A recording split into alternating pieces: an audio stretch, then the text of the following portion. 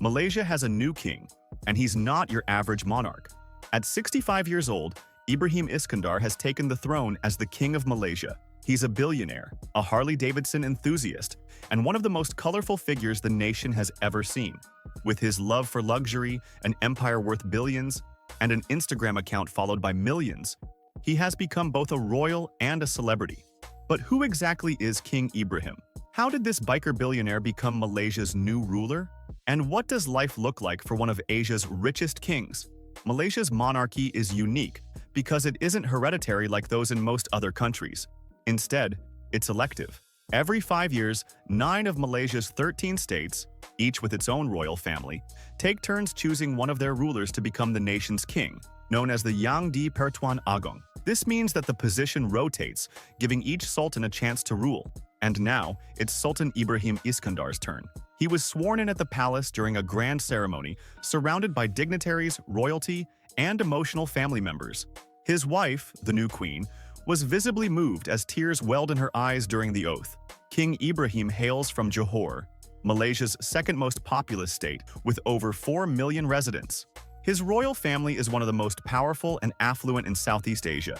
With an estimated net worth of $5.7 billion, his empire spans real estate, telecommunications, and oil and gas. Unlike most royals who value discretion, Ibrahim embraces visibility, often showcasing his private Boeing 737, luxury cars, and exotic pets, including lions and tigers.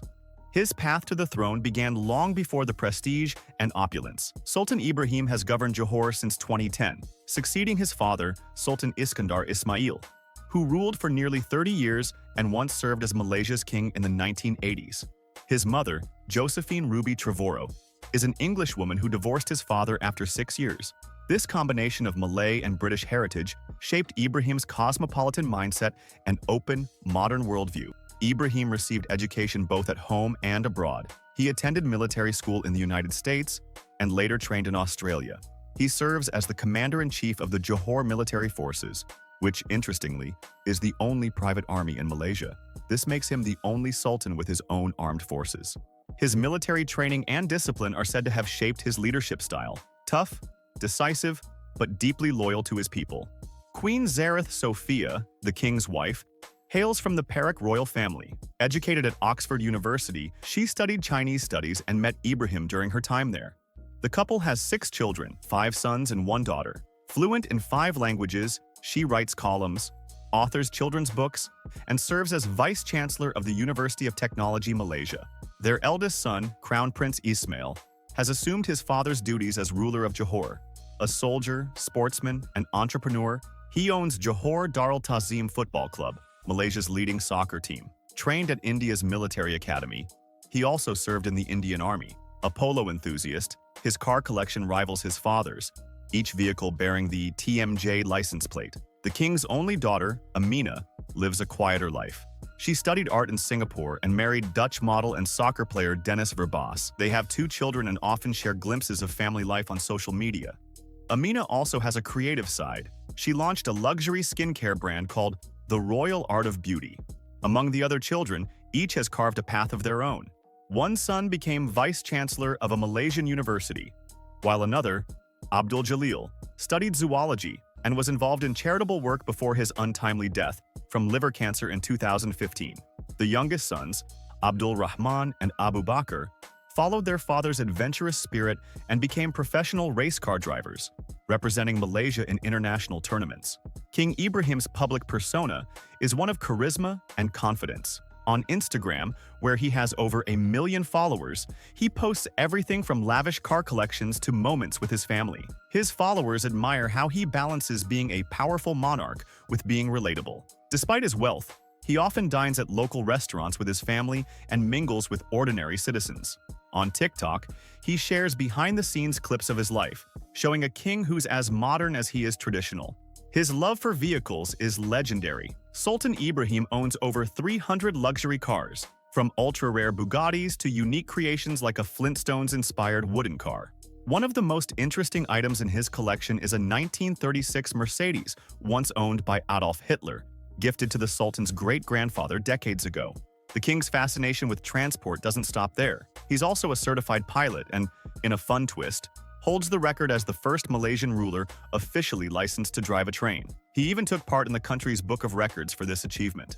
Motorcycles are another passion. Every year, Sultan Ibrahim organizes massive charity rides across Johor, attracting thousands of bikers.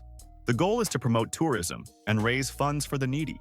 The king himself leads these rides on his favorite Harley-Davidson, surrounded by fellow riders waving the Johor flag. These events have become cultural phenomena, showcasing a blend of luxury, brotherhood, and philanthropy. Beneath the lavish lifestyle, the king is also a sharp businessman. He has major stakes in several of Malaysia's largest corporations.